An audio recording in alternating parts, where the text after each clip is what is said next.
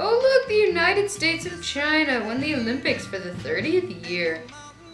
Oh, and President Bieber's up for re-election?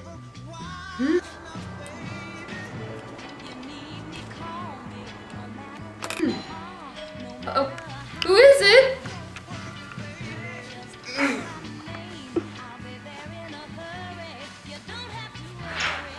Oh, I'm so glad you made it, Oceana. It's been centuries. Oh, Indeed. darling. Indeed, Welcome to my home. Oh, thank you so much.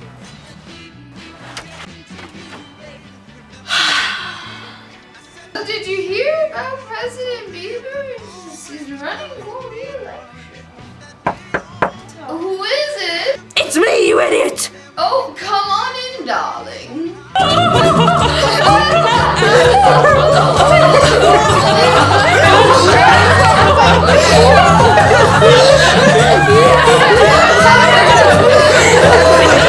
Six and a half hours later. And then he went to the supermarket with the pig on his shoulder and the jelly on his face. Oh no!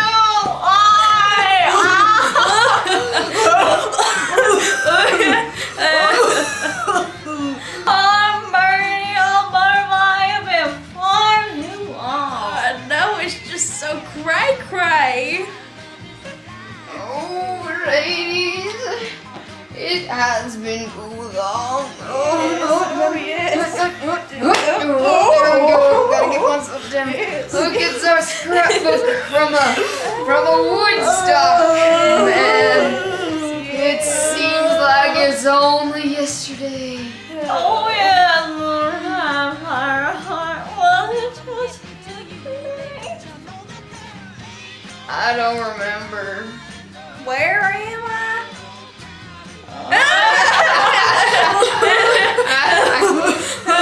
Oh, look! From left to right, it's a horror, fluorescent, article and Magdalene.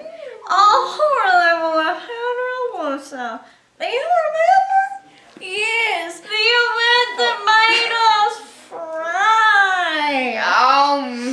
That one where you change your name on Burning Butterfly. Yes, I danced in the wind with mud in my belly button.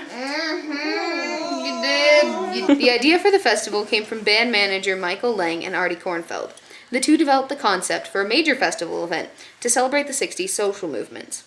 Also, they wanted to raise money to build a recording studio in Woodstock, located in upstate New York, and a haven for artists. With Kornfeld and partners John P. Roberts and Joel Rosenman, Lang set in motion the Woodstock Festival. Oh yeah, that Michael Lang was a hunk. Oh my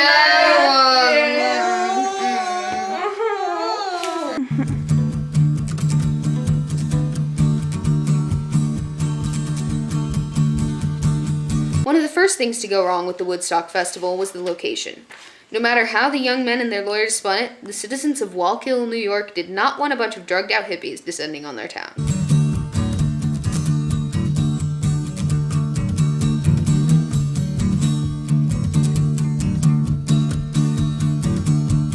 After much wrangling, the town of Wallkill passed a law on July 2nd, 1969 that effectively banned the concert from their vicinity. Everyone involved with the Woodstock Festival panicked.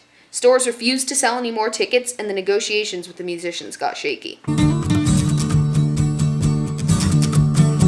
Only a month and a half before the Woodstock Festival was to begin, a new location had to be found. Luckily, in mid-July, before too many people began demanding refunds for their pre-purchased tickets, Max Yasgur offered up his 60-acre dairy farm in Bethel, New York, to be the location of the Woodstock Festival.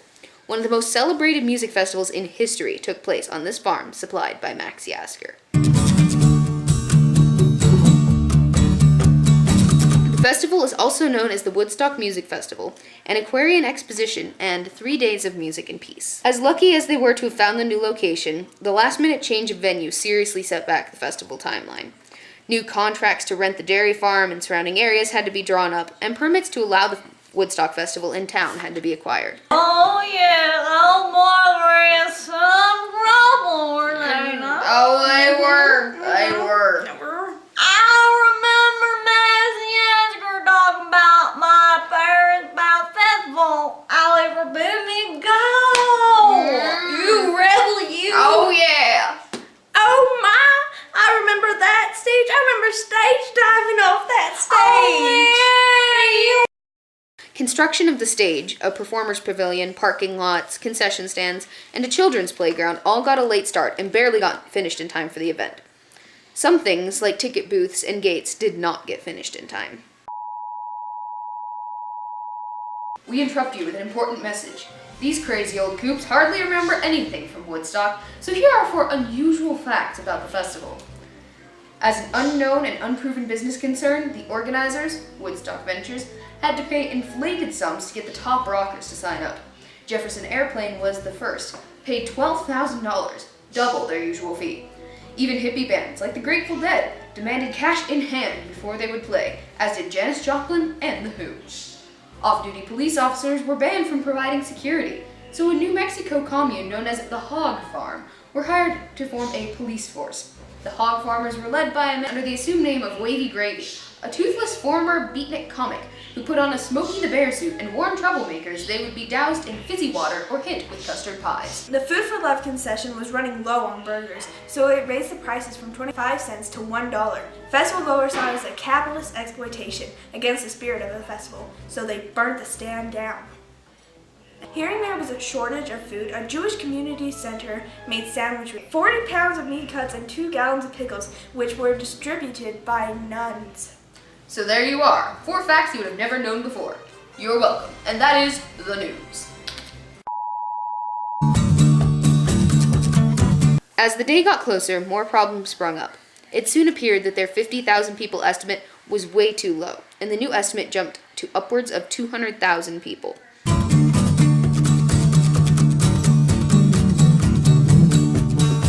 The young men then tried to bring in more toilets, more water, and more food. However, the food concessionaires kept threatening to cancel at the last minute, so they had to worry about whether or not they could airlift in rice as a backup food supply. Also troublesome was the last-minute ban on off-duty police officers from working at the Woodstock Festival. I remember, my brother was couldn't go with it all. Remember that? It was hard. He kept talking about how it would be more morning. And then it ended up being a free concert. I bet he was real angry then. oh, look, here's a free ticket. Oh, yeah. It's one of the originals.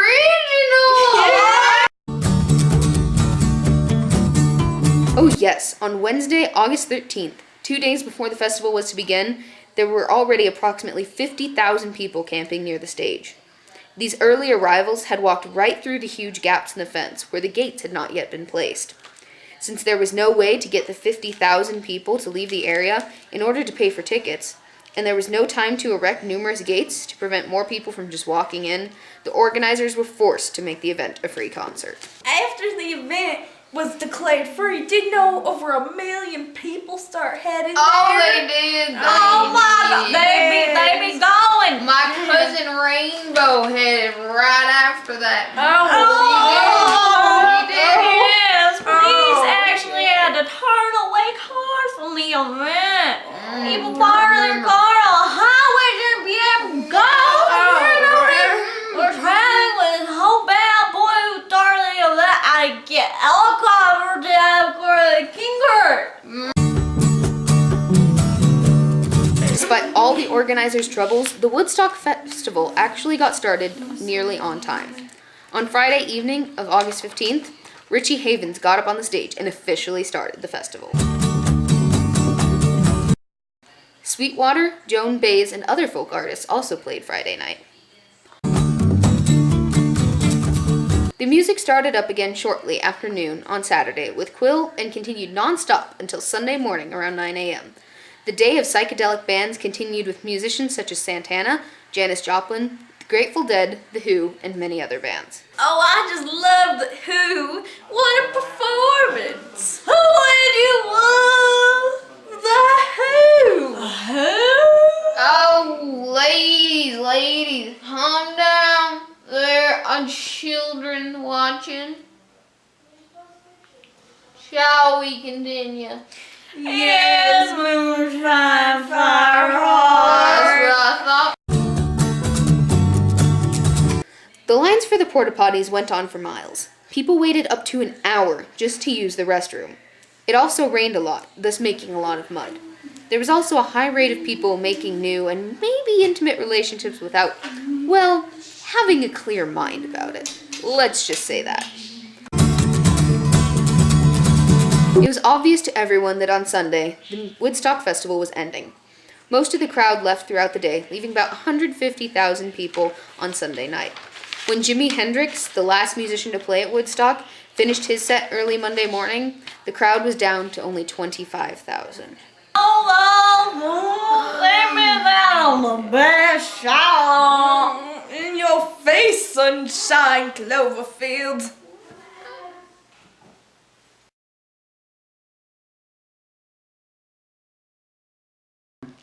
And that, kids, is how I met your grandmother.